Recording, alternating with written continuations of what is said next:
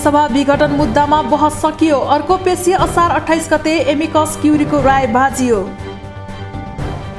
प्रतिनिधि सभा विघटन सम्बन्धी मुद्दामा बहस सकिएको छ। अब संवैधानिक इजलास असार 28 गते बस्नेछ। सोमबारसम्म रिट निवेदक र विपक्षीको बहस र एमिकस क्युरीको राय सुनिसकेपछि प्रधान न्यायाधीश चोरेन्द्र शमशेर जबराले मुद्दा हेर्दैमा राखेर असार 28 गतेका लागि पेशी तोकेका हुन्। सोमबार निवेदकको तर्फबाट र एमिकस क्युरीबाट गरी 7 जना वरिष्ठ अधिवक्ताले बहस गरे। एमिकस क्युरीमा रहेका नेपाल बार एसोसिएसनबाट वरिष्ठ अधिवक्ता द्वय राघवलाल वैध र उषा मल्ल पाठक तथा सर्वोच्च अदालत बार एसोसिएसनबाट वरिष्ठ अधिवक्ता द्वय कोमल प्रकाश घिमिरे र प्रकाश बहादुर केसीले बहस गरेका हुन्। एमिकस क्युरीका 4 जना वरिष्ठ अधिवक्ता मध्ये 3 जनाले प्रतिनिधि सभा विघटनको विरुद्धमा राय दिएका छन्। एमिकस क्युरीमा रहेकी वरिष्ठ अधिवक्ता पाठकले मात्रै प्रतिनिधि सभा विघटनको पक्षमा राय दिएकी छिन्। यसअघि नेपाली कांग्रेसका सभापति शेरबहादुर देउवा सहित 146 जना सांसदका तर्फबाट कानून व्यवसायीले जवाफी बहस गरेका थिए। वरिष्ठ अधिवक्ताहरू हरिहर दाहाल, शम्भु थापा र बद्री बहादुर कार्कीले बहस गरेका थिए। उनीहरूले प्रतिनिधि सभा पुनर्स्थापना गरी देउवालाई प्रधानमन्त्री नियुक्त गर्न आदेश दिनुपर्ने जिकिर गरेका थिए। राष्ट्रपति विद्यादेवी भण्डारीले उपधारा 5 अनुसार सरकार गठनका लागि आह्वान गरेकोमा प्रधानमन्त्री केपी शर्मा ओली र नेपाली कांग्रेसका सभापति देउवाले 7 जेठ साँझ प्रधानमन्त्रीमा दावी गरेका थिए। तर राष्ट्रपति भण्डारीले दुवैको दावी नपुग्ने निर्णय गरिन्। त्यसपछि प्रधानमन्त्री ओलीले प्रतिनिधि सभा विघटन गरी आगामी कार्तिक र मङ्सिरमा निर्वाचन गर्ने सिफारिस गरे। त्यसै बमोजिम राष्ट्रपति भण्डारीले प्रतिनिधि सभा विघटन गरिन्। त्यसपछि उक्त कदमलाई 146 जना सांसद र कानून व्यवसायीले अदालतमा रिट दायर गर्दै देउवालाई प्रधानमन्त्री नियुक्त गर्न माग गरेका छन्। निर्वाचन आयोगद्वारा मध्यावधि निर्वाचनका लागि दल दर्ताको आह्वान। असोज 20 र 31 मा उम्मेदवारी मनोनयन।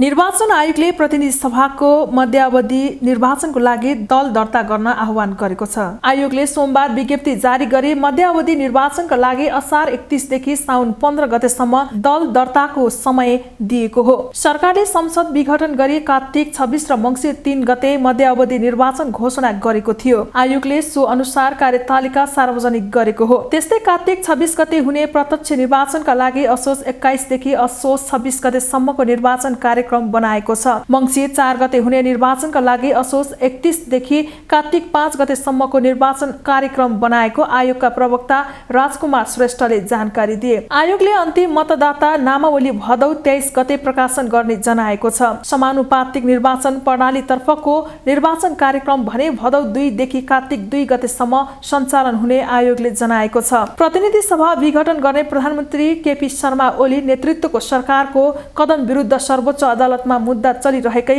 बेला निर्वाचन आयोगले सोमबार मध्यावधि चुनावका कार्यक्रम सार्वजनिक गरेको हो। मन्त्री परिषदको सिफारिसमा गत महिना राष्ट्रपति विद्यादेवी भण्डारीले प्रतिनिधि सभा विघटन गर्दै कार्तिक 26 गते पहिलो चरणको र मङ्सिर 3 गते दोस्रो चरणको निर्वाचन घोषणा गरेकी थिइन्। एमाले अध्यक्ष ओलीले हस्ताक्षर फिर्ता गर्न माधव समूहलाई दिएको समय सीमा सकियो। दुवै पक्ष आफ्नै अडानमा।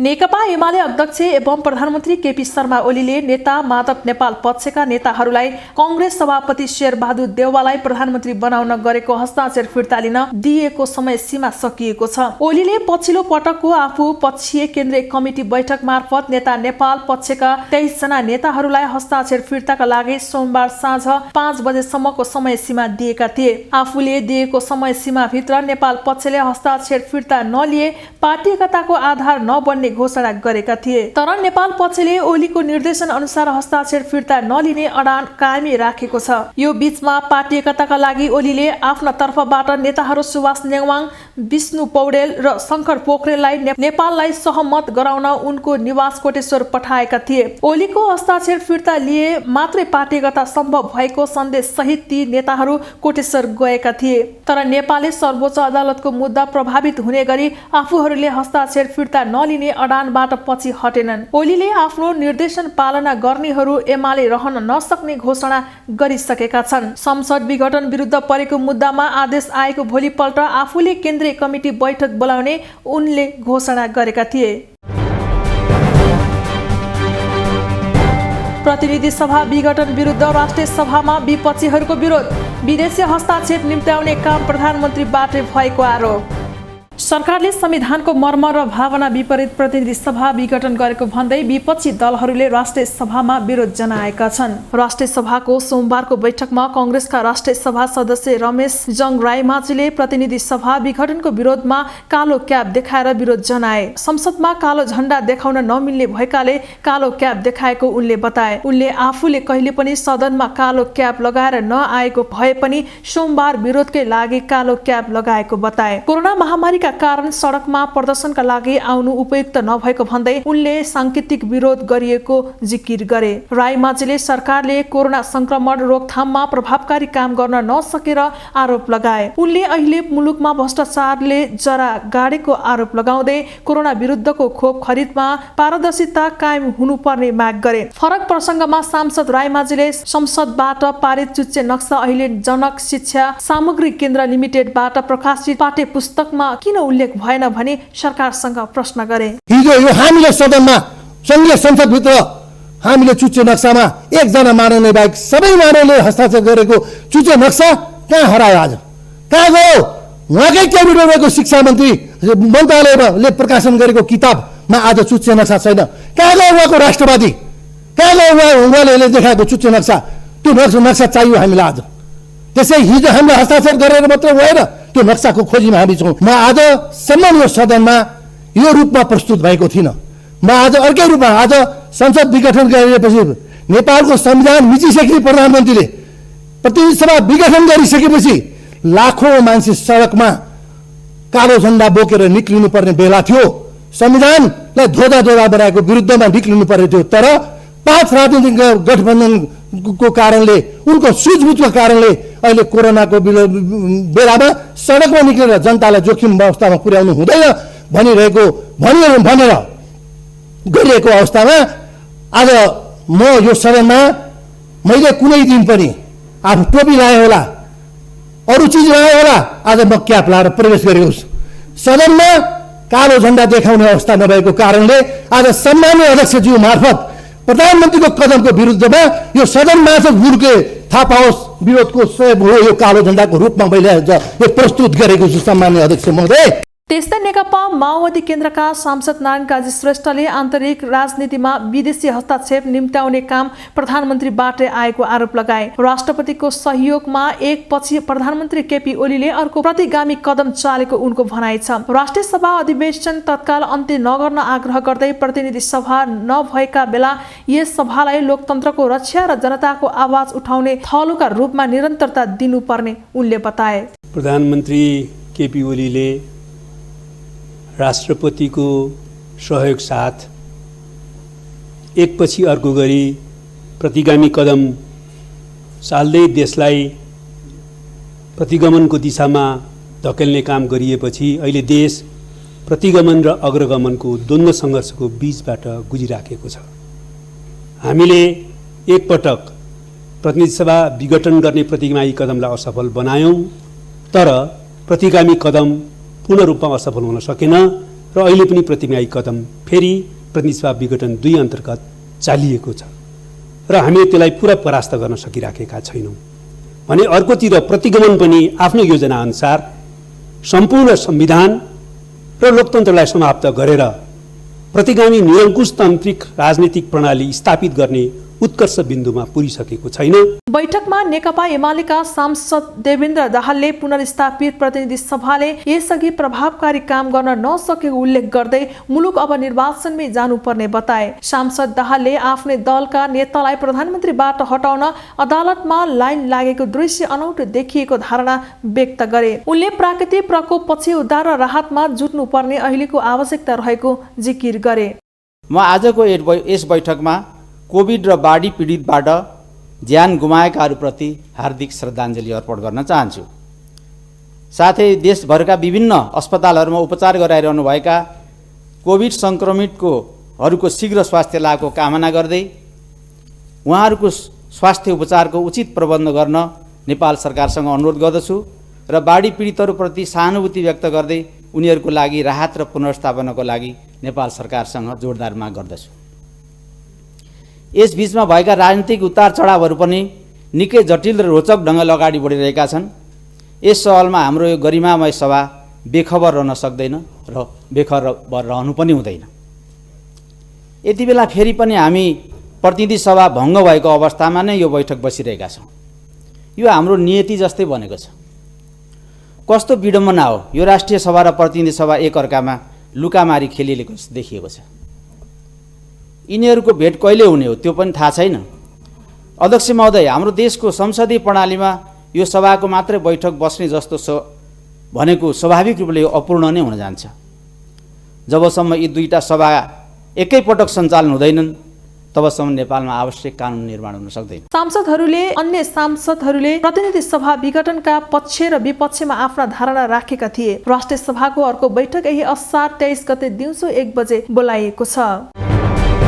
राष्ट्रिय सभा सदस्य डाक्टर खिमलाल देवकोटाले सरकारका धेरै वेबसाइटहरूमा नेपालको पुरानो नक्सा नै रहेको भन्दै सच्याउन अनुरोध गरेका छन्। राष्ट्रिय सभा सदस्यमा निर्वाचित भएपछि सोमबारको बैठकको विशेष समयमा पहिलो पल्ट बोल्दै राष्ट्रिय सभा सदस्य देवकोटाले सरकारका धेरै निकायमा पुरानो नक्सा नै रहेकाले सच्याउनु पर्ने आवश्यकता औलाएका हुन्। उनले शपथ सम्बन्धी अध्यादेश ल्याउनुबाट सरकारको संविधानप्रति विश्वास नभएको स्पष्ट देखिएको बताए। अघिल्लो दिन गलत शपथ लिएको भोलिपल्ट सच्याएर शपथ लिन लगाउनु पर्ने राष्ट्रपतिले शपथ सम्बन्धी अध्यादेश जारी गरेर संविधान विपरीत काम गरेको टिप्पणी देवकोटाले गरे। उनले राष्ट्रपतिको यो कदमले संविधानको संरक्षण र सम्बन्धन हुन नसक्ने बताए। अध्यक्ष महोदय, राष्ट्रिय सभाको सदस्य पदमा निर्वाचित भए पश्चात सम्माननीय अध्यक्षज्यूले मलाई संविधानप्रति पुनः वफादार हुने शपथ खुवाउनु भएको छ। सार्वजनिक पदमा बसेर संविधानप्रतिको वफादारी लगायतको कसम खाने सबैलाई मेरो प्रश्न छ। त्यो प्रश्न मलाई समेत के हामीले पद तथा गोपनीयताको शपथको इमानदारीका साथ कार्यान्वयन गरेका छौँ? प्रतिनिधि सभाको दुई पटकको विघटन संविधानप्रतिको इमानदारिता हो कि बेइमानी? सम्माननीय राष्ट्रपतिले संविधानको शपथ खुवाउँदा त्यो त भन्न पर्दैन भन्ने सम्माननीय प्रधानमन्त्री र दोहोऱ्याएर शपथ गराउनु पर्नेमा भोलिपल्टै शपथ ग्रहण सम्बन्धी अध्यादेशमा ल्याप्चे लगाउने सम्माननीय राष्ट्रपतिज्यूबाट संविधान लोकतान्त्रिक मूल्य र मान्यताको संरक्षण र सम्बोधन हुन्छ भनेर कसरी विश्वास गर्न सकिन्छ अध्यक्ष महोदय? त्यस्तै अर्का राष्ट्रिय सभा सदस्यमा निर्वाचित सदस्य दीर्घनारायण पाण्डेले राजनैतिक रूपमा देश विभाजन हुनु गम्भीर भएको बताए। राष्ट्रिय सभामा पहिलो पल्ट बोल्दै सदस्य पाण्डेले राष्ट्रिय राजनीतिमा ठूलो दल विभाजन उन्मुख हुनु दुःखद भएको टिप्पणी गरे। सरकारले लिएको नीतिले विकास निर्माण र शासन व्यवस्था नै केन्द्रीकृत हुन पुगेको आरोप पनि उनले लगाए। राष्ट्रिय सभा सदस्य पाण्डेले अहिलेसम्म प्रदेश सरकार र स्थानीय सरकारले आफ्नो अधिकार पाउन नसक्दा संघीयता विरुद्ध आवाजहरू उठ्न थालेको बताए। उनले अहिले मुलुकमा विषम राजनीतिक अवस्था भएकाले राष्ट्रिय एकताका लागि सबै एकै ठाउँमा आउन आवश्यक रहेको बताए। प्रदेश सभाको अनुभव र अभ्यास गर्दा गर्दै यहाँसम्म आइपुग्दामा यस्तो राष्ट्रिय सभाको सम्मानित ठाउँमा राष्ट्रिय सभाको मर्यादा प्रति र संविधानप्रति सदैव सजग रही र राष्ट्रिय सभालाई कसरी गतिशील र चुस्त र दुरुस्त बनाउन सकिन्छ त्यसतर्फ निरन्तर नै सजग रही म आफ्नो प्रयत्न जारी राख्नेछु भन्ने प्रतिबद्धता जाहेर गर्न चाहन्छु। आज दुःखबाट मलाई भन्नु परेको छ, हाम्रो देशमा दुईटा सदन हुँदाहुँदै एउटा सदन मात्र जीवित रहेको छ। यही सदनलाई नै जनताका आवाजहरू मुखरित गर्ने गरी यो सदनलाई सुचारू रूपले सञ्चालन गर्नका लागि हामी सबै दलका मान्यज्यूहरूले एक बद्धताका साथ अगाडि बढ्यो भने निश्चित रूपमा जुन हाम्रा देशका समसामयिक समस्या र जनताका आवाजहरू हामी यो सदन मार्फत बुलन्द गर्न सक्छौं। राष्ट्रिय सभा सदस्य पाण्डेले राष्ट्रिय सहमति बनाएर जान सके संघीयता तथा लोकतन्त्र विरुद्धको आवाज निस्तेज पार्न सक्ने बताए। यस्तो बेलामा राष्ट्रिय सभाले विशेष पहल लिनुपर्ने धारणा उनले राखे। माथिल्लो तामाकोसीमा बिजुली उत्पादन सुरु। प्रधानमन्त्री ओलीले बालुवाटारबाट स्विच थिचेर गरे उद्घाटन। राष्ट्रिय गौरवको माथिल्लो तामाकोसी जलविद्युत आयोजनाको उद्घाटन भएको छ। प्रधानमन्त्री केपी शर्मा ओलीले भर्चुअल माध्यमबाट माथिल्लो तामाकोसी आयोजना उद्घाटन गरेका हुन्। कुल 456 मेगावाट क्षमताको सो आयोजनाको पहिलो युनिटबाट 76 मेगावाटको पहिलो युनिट बिजुली उत्पादन सुरु भएको छ। माथिल्लो तामाकोसीमा 76 मेगावाटका 6 वटा युनिट छन्। भदौ महिनाभित्रै सबै युनिटबाट पूर्ण क्षमतामा बिजुली उत्पादन गर्ने लक्ष्य छ। माथिल्लो तामाकोसी स्वदेशी लगानीको सबैभन्दा ठूलो आयोजना हो। सुरुवाती लागत 35 अर्ब रहे पनि अमेरिकी डलरको मूल्यमा आएको उतार चढाव, ब्याज लगायतका कारण लागत भने बढेर झण्डै 80 अर्ब हाराहारी पुगेको छ। यो परियोजनाले आर्थिक वृद्धिमा करिब 1% योगदान दिने अर्थ तथा ऊर्जा मन्त्री विष्णु पौडेलले जानकारी दिए। उनले यसले दिगो रूपमा लोड सेडिङ अन्त्य गर्ने सुनिश्चित गरेको बताए। माथिल्लो तामाकोसी आयोजनाबाट उत्पादित बिजुली विद्युत गृह रहेको गोगरबाट न्यू खिम्ती सब स्टेसन हुँदै ढल्केवर पुग्नेछ। माथिल्लो तामाकोसी आयोजनाबाट उत्पादित बिजुली विद्युत गृह रहेको गोगरबाट न्यू खिम्ती सब स्टेसन हुँदै ढल्केवर पुग्नेछ। ढल्केवर सब स्टेसनबाट राष्ट्रिय प्रसारण प्रणालीमा माथिल्लो तामाकोसीबाट उत्पादित बिजुली जोडिएको छ। नेपालमा 2622 जना नयाँ संक्रमित थपिए। 2211 जना संक्रमण मुक्त हुँदा 23 जनाले ज्यान गुमाए। नेपालमा सोमबार थप 2622 जनामा कोरोना संक्रमण पुष्टि भएको छ। देशभर गरिएको 7449 पीसीआर परीक्षणका क्रममा 1745 र 4028 एन्टिजेन परीक्षणका क्रममा थप 877 जनामा कोरोना पुष्टि भएको स्वास्थ्य मन्त्रालयले जनाएको छ। यो सँगै नेपालमा कोरोना संक्रमितको संख्या 6,85,361 पुगेको छ। त्यस्तै कोरोनाका कारण थप 23 जनाको मृत्यु भएको छ। हालसम्म नेपालमा 9248 जनाले कोरोनाका कारण ज्यान गुमाएका छन्। त्यस्तै थप 2211 संक्रमित निको हुँदा हालसम्म नेपालमा 6,11,029 जनाले कोरोना संक्रमित जितेका छन्। हाल नेपालमा 25,690 सक्रिय संक्रमित आइसोलेसन र 317 जना क्वारेन्टिनमा छन्। हालसम्म नेपालमा 33,76,041 वटा पीसीआर र 2,08,276 वटा एन्टिजेन परीक्षण गरिएको छ। र मौद्रिक नीतिमा पुनर्कर्जालाई निरन्तरता दिन राष्ट्र बैंकलाई महासङ्घको सुझाव। ब्याज दरलाई 1 अङ्कमै कायम गराउन आग्रह।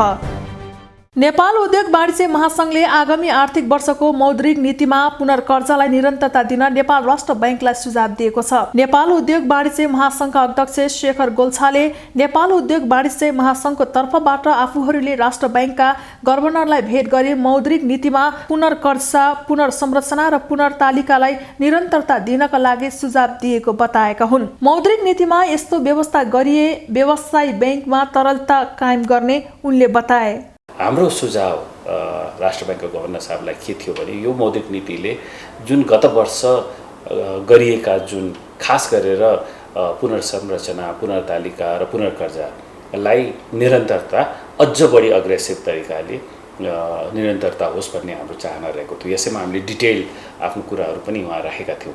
यसले गर्दाखेरि बजार यो खास गरेर व्यावसायिक ब्याङ्कहरूमा तरलता चाहिँ प्रशस्त होस् भन्ने हाम्रो चाहना रहेको छ। हामीले त्यसैमा के जोडेर के भनेका थियौँ भने अहिलेको समयमा इन्ट्रेस्ट रेट डबल डिजिटमा नजाओस्, सिङ्गल डिजिटमै रहोस्। हामीले कर्जाको इन्ट्रेस्ट रेट सिङ्गल डिजिटमा रहोस् भन्ने पनि छ, किनभने यो कठिन समय छ र यसको लागि राष्ट्र ब्याङ्कले कुनै टुल युज गरेर या इन्टरभेन्सन गरेर इन्ट्रेस्ट रेट बढ्न दिनु हुँदैन भन्ने हाम्रो सुझाव रहेको छ। यसबाहेक हामीले चाहिँ 2-3 वटा अझ पनि सुझाव यसपालि दिएका छौँ। हामी सबैलाई थाहा छ नेपालको अर्थतन्त्रको मेरुदण्ड भन्नाले साना र मझौला व्यवसाय नै हुन् हैन। र साना र मझौला व्यवसायहरूलाई अहिले पनि कर्जा प्राप्ति चाहिँ एकदमै ठुलो समस्या रहेको छ। उद्योग वाणिज्य महासङ्घले ब्याज दर 2 अङ्कमा नबढाउनका लागि पनि सुझाव दिएको छ। अहिले विषम परिस्थिति भएका कारण ब्याज दरलाई 1 अङ्कमै कायम गराउनका लागि आग्रह गरिएको अध्यक्ष गोल्छाले बताए।